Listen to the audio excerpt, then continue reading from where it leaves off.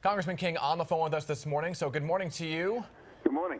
And this is a big announcement coming about an hour ago. Why now?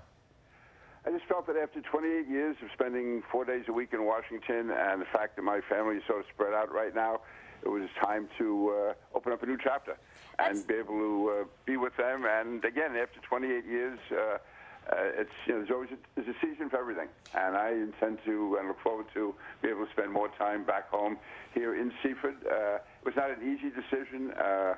My poll numbers have never been higher. I had over $1 million in my campaign account. In fact, I had 4 fundraisers just 10 days ago.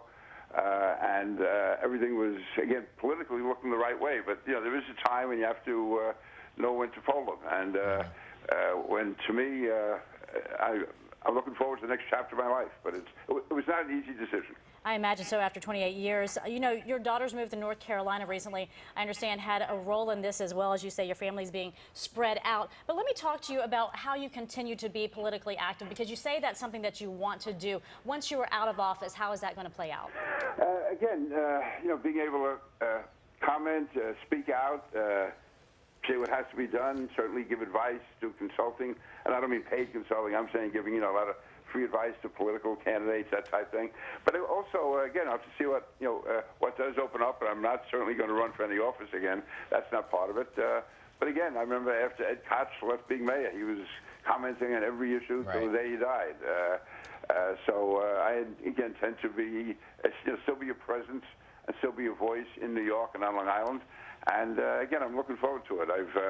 Life has been very good to me. Yep. I never expected I'd be in Congress in the first place, and to have been there for 28 years, and to have been there during some of the really historic moments, whether it was Bill Clinton's impeachment, whether it was the Irish peace process, whether it was 9/11, whether it was Superstorm Sandy, and so many other issues, certainly MS-13 here in Long Island. I've been involved in all of that, play an active role, and to be a part of history has been more than I ever dreamed of growing up in Sunnyside, Queens.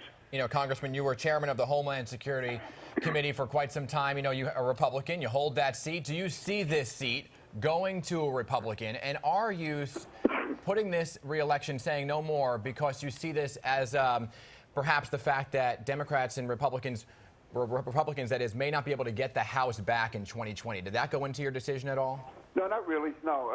In fact, certainly on Long Island, as far as the seat that I have in the 2nd District, I really fully decided to not run on Wednesday, the morning after the election, because the Republicans did very well in my district. Certainly in the Nassau County, part of my district against the Nassau County did extremely well, and there were big results in the town of Islip and Suffolk County.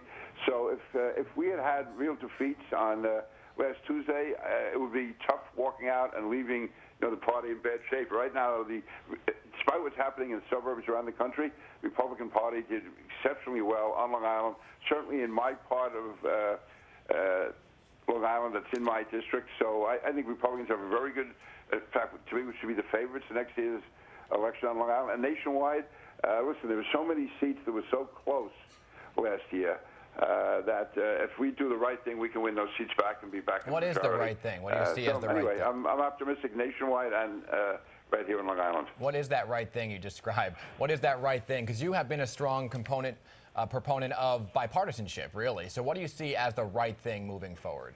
Yeah, I think, first of all, we have to stress the issues that I think are most important and are solid Republican positions. We have to be strong for law enforcement. We have to have a strong foreign policy. And we have to represent hardworking middle Americans. We can't be getting diverted off into side issues. I think right now, obviously, with President Trump's impeachment, I certainly intend to vote against that. I'm supporting him for re-election. I spoke with him yesterday, by the way.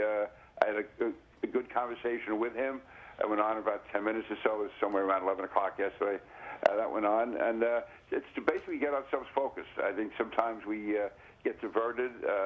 Listen, there is a certain bias against Republicans, but we can't complain about that. We have to fight hard. We got to keep our message out there, and hopefully we can get it done. Certainly we got it done on Long Island this year, in the town of Hempstead, Nassau County, town of Islip on Long Island. We did very well.